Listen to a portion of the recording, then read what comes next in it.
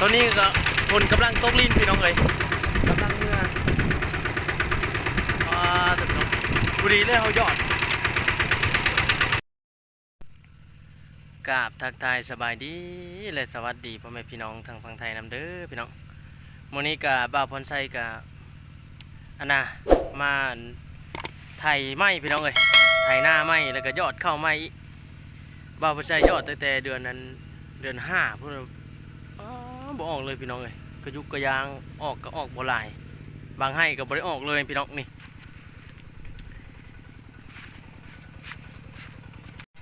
พี่น้อง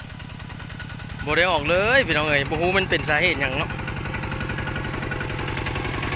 ออกก็ออกบ่หลายออกน้อยเดียวบ่าวพอใส่กับน้องกับน้าบ่าวก็เลยมาไถไม้เนาะมาไถแล้วก็สิยอดไม้พี่น้องเอ้ยบ่ฮู้ว่ายอดไม้นี่มันสิติดบ่สิได้บ่แหละมันล่ามันสวยเนาะก็ลองเบิ่งพี่น้องเอ้ยบ่ลองกับบ่ฮู้เนาะคำบ่หน้าพี่น้องเบิ่งนี่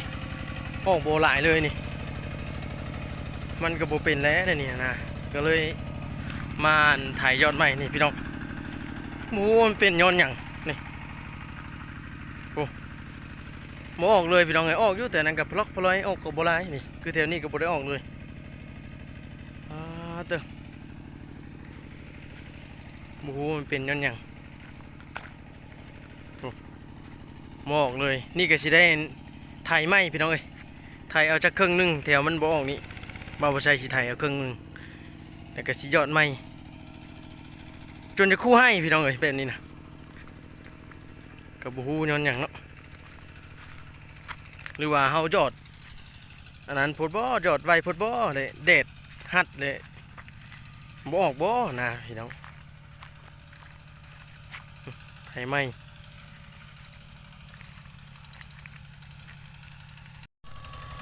นี่ไทยก็เอาตีนอย่างเลยพี่น้องเพราะว่ามันยังดินยังแห้งอยู่เนาะดินยังแห้งอยู่พี่น้อง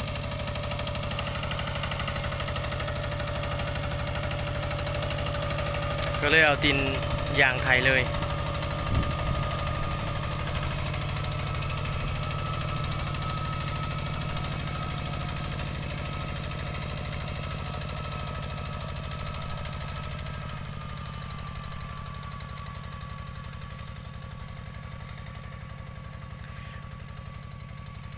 ถ้ามิดเอานั้นได้พี่น้องเอ้ยเอารถเขามาปั้นอะไรนะเอารถใหญ่เขานะปั้นพี่น้องเอ้ยเอารถใหญ่เขาปั้นตอนเดือน4เดือน5ประมาณนี้แหละเดือน5เดือน6เนี่ยป้าพอใจเอารถใหญ่เขามาปั้นเนาะ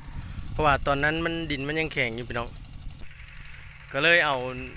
รถไถใหญ่เขามาปั้นเนาะทำอิฐนะพอดีเบิดทุ่งนานี่6 ล้านพี่น้องเอ้ย6 ล้านเงินกีบเนาะ6 ล้านเงินกีบกะสิประมาณ9,000 บาทประมาณนี้แหละเกือบ10,000พี่น้องเอ้ยมายอดโอ้ยรูปละลายพี่น้องเอ้ยได้เอารถไถน้อยไถเอาเนี่ยเพราะว่าช่วงนี้ฝนตกหลายแล้วเลยดินมันก็อ่อนแล้วนะเอาเลยไถได้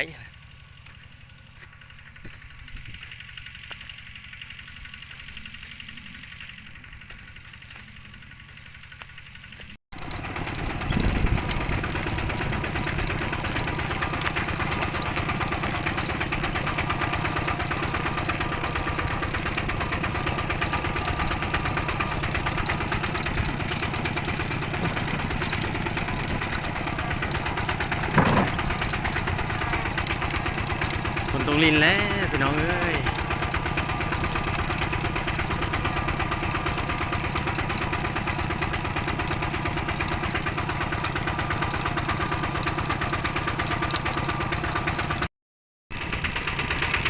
เอาพี่น้องถือว่าเอากับยอดเข้าก็ถือว่าเป็นที่เสร็จสิ้นเรียบร้อยเนาะพี่น้องเนาะตอนนี้ก็ฝนกำลังตกลินพี่น้องเลยกำลังเมื่อถึงน้องบุรีเลยเขายอด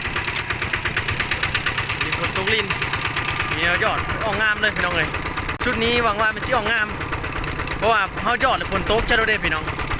เขายอดฝนตกใช่น่าจะบ่มีแนวมาเอาไปแล้วมันออกงอกก่อนนะพี่น้อง เพราะว่าเฮาบ่าวบ่ใจเห็น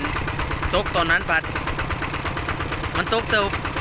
แต่ที่หัวที่นะพี่น้องเลยมันยังแดดอยู่เลยฝนมันตกใช่เทื่อแล้วมันแห้วเลยก็มดเอาไปกินใกล้เอาไปกินพี่น้องมันบ่ทันออกงอกจำเลยก็เลยน่าจะแบบนั้นมันบ่ออกนะรอบนี้น่าจะออกเนาะพี่น้องเอาถือว่าคลิปนี้ก็บ่าวใจภาคเพียงสำนี้เด้อพี่น้องเด้อท้ายนี้ก็กล่าวคำว่าสบายดีฝนก็ตกดินพี่น้องเอ้ยนี่